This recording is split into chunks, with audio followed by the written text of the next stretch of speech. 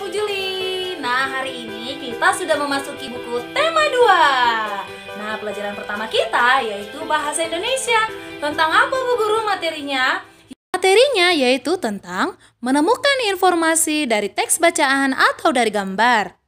Nah, anak-anak tahu tidak informasi itu apa? Informasi adalah kabar mengenai peristiwa. Nah, anak-anak tahu tidak informasi itu dapat kita temukan dari banyak hal.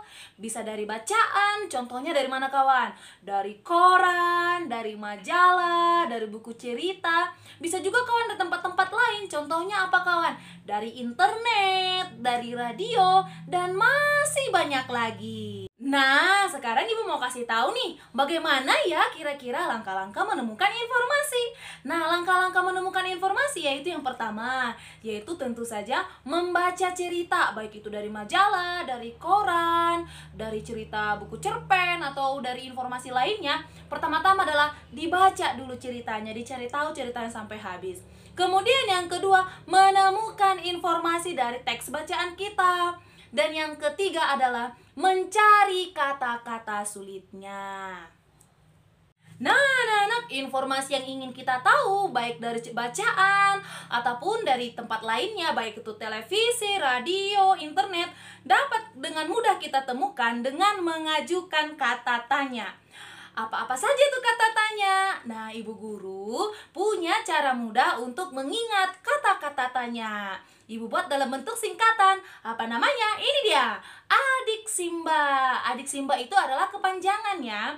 A untuk apa, D untuk di mana, K untuk kapan, C untuk siapa, M untuk mengapa, dan Ba untuk bagaimana. Ayo, sekarang kalau ingat kata tanya, kita ingat Adik Simba. Kepanjangan dari kata tanya tinggal dipanjangkan sesuai dengan huruf-hurufnya.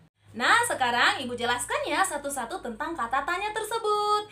Nah, untuk kata tanya apa, ini biasanya menanyakan arti atau maksud ya. Contohnya, apakah yang dimaksud dengan globalisasi? Apakah yang dimaksud dengan informasi?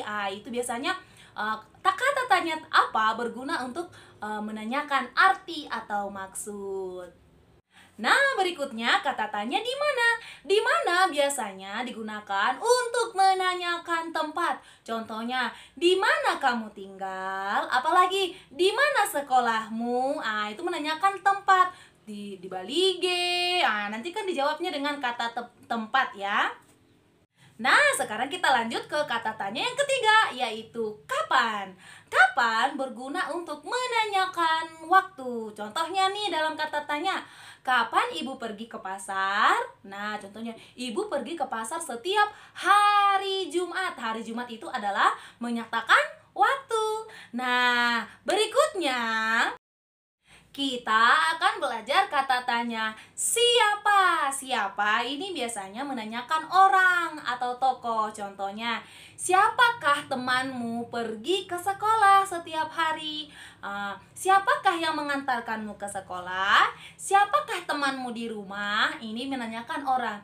Teman saya di rumah adalah adik saya. Itu kan orang ya. Itu dia kata tanya siapa.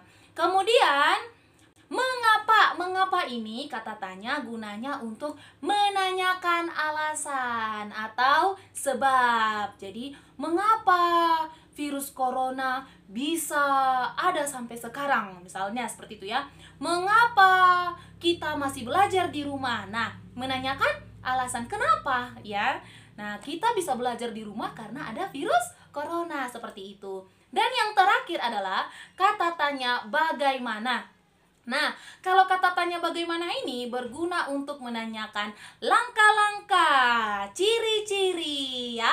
Jadi, bagaimanakah langkah-langkah membuat ringkasan? Nah, yuk kita kan sudah belajar kemarin. Bagaimanakah langkah-langkah menemukan gagasan pokok? Nah, biasanya kita buat kawan ini kawan dengan kata tanya bagaimana. Oke, itu dia tentang kata tanya. Nah, tadi di langkah yang ketiga untuk menemukan informasi, ada yang namanya kawan menemukan kata-kata yang sulit ya kan? Itu langkah yang ketiga. Tadi langkah yang pertama adalah membaca teksnya, kemudian mencari informasi dengan mengajukan pertanyaan adik Simba, itu kata tanya kan adik Simba.